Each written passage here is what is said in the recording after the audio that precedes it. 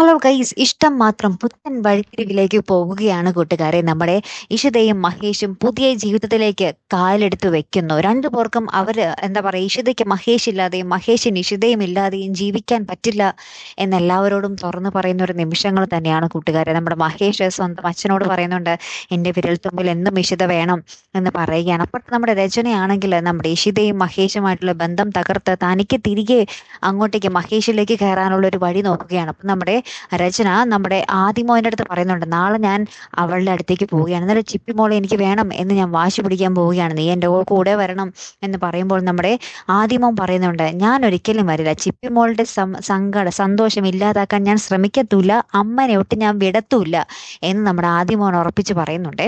അപ്പുറത്താണെങ്കിൽ എന്നിട്ടും നമ്മുടെ രചന വെറുതിരിക്കുന്നൊന്നുമില്ല കേട്ടോ. നമ്മുടെ മഹേഷിന്റെ പെങ്ങളും നമ്മുടെ രചനയുമായിട്ട് എന്തൊക്കെയോ പ്ലാൻ ചെയ്യുന്നുണ്ട് ഇവരുടെ ബന്ധത്തെ തകർക്കാൻ വേണ്ടി. അപ്പൊ എന്തായാലും കാത്തിരുന്ന് തന്നെ കാണാം അല്ലെ. അപ്പൊ അടുത്തൊരു വീഡിയോയുമായി വരുന്നത് വരയ്ക്കും ഗുഡ് ബൈ.